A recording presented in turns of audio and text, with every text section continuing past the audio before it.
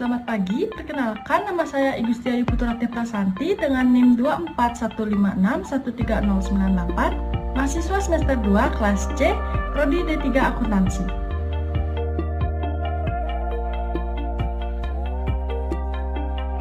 Kasus kecurangan dalam pelaporan persediaan. Sebuah perusahaan manufaktur mengalami kerugian yang signifikan karena persediaan bahan baku yang dilaporkan lebih tinggi daripada jumlah yang sebenarnya. Nah, ternyata telah terjadi pencurian bahan baku dari pihak internal perusahaan. Manajer gudang bekerja sama dengan beberapa karyawan melakukan manipulasi data persediaan untuk menyembunyikan pencurian bahan baku tersebut. Nah, bahan baku yang dicuri ini kemudian dijual lagi secara ilegal dengan harga yang tinggi. Hal ini tentu akan merugikan perusahaan manufaktur tersebut. Nah, berdasarkan kasus tadi, kita bisa menganalisis dan mengetahui evaluasi sistem pengendalian internal dari perusahaan tersebut.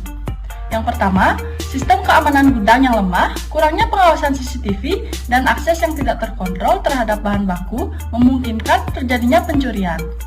Nah, evaluasi harus mencakup peningkatan keamanan fisik, termasuk sistem pengawasan yang lebih ketat dan pembatasan akses. Kedua, kurangnya pemisahan tugas antara penyimpanan, pencatatan, dan pengeluaran bahan baku memungkinkan terjadinya kecurangan. Nah, evaluasi harus melakukan pemisahan tugas yang lebih jelas untuk mencegah satu orang mengendalikan seluruh proses. Nah, yang ketiga, kurangnya pengecekan inventaris secara periodik dan persediaan siklus memungkinkan penyimpangan persediaan tidak terdeteksi. Nah, perusahaan harus melakukan pengecekan secara rutin dan membuat prosedur verifikasi yang lebih ketat. Lalu yang terakhir, ketidaksesuaian antara catatan fisik dan catatan sistem menyebabkan kecurangan yang tidak terdeteksi. Nah, evaluasi harus melakukan rekonsiliasi berkala antara catatan fisik dengan sistem untuk mendeteksi perbedaan yang ada. Diagram arus data tingkat 0 siklus produksi tersebut menggambarkan alur informasi dan material dalam proses produksi yang terdiri dari pertama, desain produk. Tahap ini dimulai dengan desain produk baru atau revisi desain produk yang sudah ada. Informasi dari tahap ini akan menjadi dasar untuk tahap selanjutnya. Yang pertama, lalu yang kedua, perencanaan dan penjadwalan. Berdasarkan pesanan pelanggan dan permintaan pembelian, tahap ini merencanakan dan menjadwalkan produksi. Nah, informasi yang diperlukan itu meliputi desain produk, daftar bahan baku yang dibutuhkan, serta ketersediaan tenaga kerja. Tahap ini menghasilkan rencana produksi yang mendetail. Lalu yang ketiga, operasi produksi. Operasi produksi berlangsung di sini, menggunakan bahan baku, tenaga kerja, dan instruksi dari daftar operasi.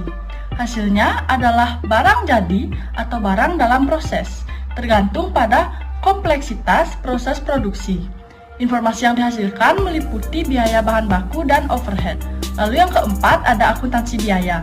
Tahap ini mengumpulkan dan mencatat semua biaya yang terkait dengan proses produksi, termasuk biaya bahan baku, tenaga kerja, dan overhead. Informasi ini kemudian digunakan untuk menghitung harga pokok produksi. Nah, di sini juga terdapat 4 siklus, yaitu siklus pendapatan. Proses ini terkait dengan pesanan pelanggan, penerimaan pesanan, dan penjualan barang jadi. Selanjutnya, siklus pengeluaran. Tahap ini berkaitan dengan pembelian bahan baku dan manajemen persediaan bahan baku. Yang ketiga, siklus manajemen sumber daya manusia atau penggajian. Tahap ini menangani aspek tenaga kerja, termasuk perencanaan, kebutuhan tenaga kerja, pengkajian, dan manajemen jam kerja. Lalu yang terakhir ada sistem buku besar dan pelaporan.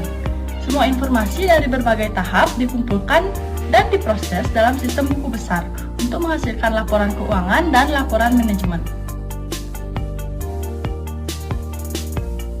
Nah, di sini terdapat bagian flowchart penjualan kredit yang menggambarkan alur dokumen dan tanggung jawab antar departemen dalam proses penjualan kredit, dari penerimaan pesanan hingga pencatatan di akuntansi.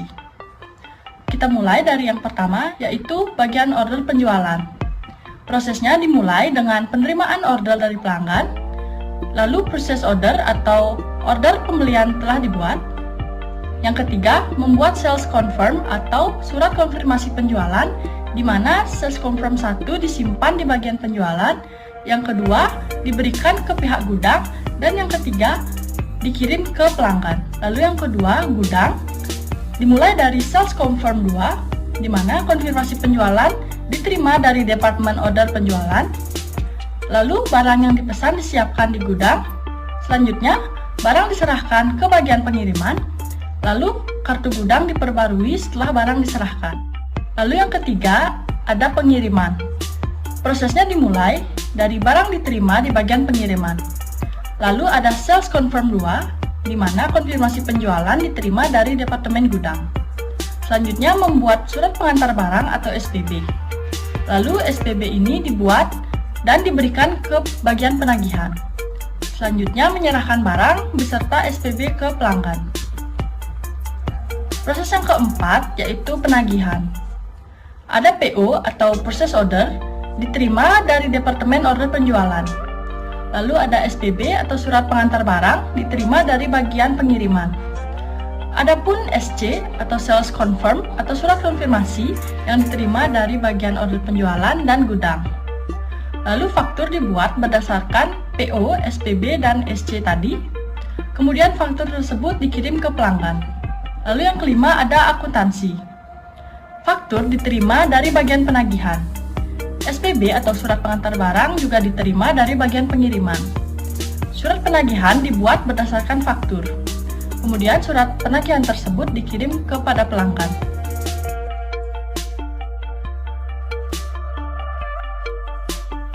Siklus pengembangan sistem atau System Development Life Cycle atau SLDC merupakan sebuah proses 5 langkah yang digunakan untuk mendesain dan mengimplementasikan sebuah sistem baru. Nah, siklusnya meliputi yang pertama ada analisis sistem, di mana di siklus ini perusahaan melakukan penyelidikan awal, melakukan survei sistem, studi kelayakan, menentukan kebutuhan informasi dan persyaratan sistem, serta memberi persyaratan sistem. Lalu, siklus yang kedua ada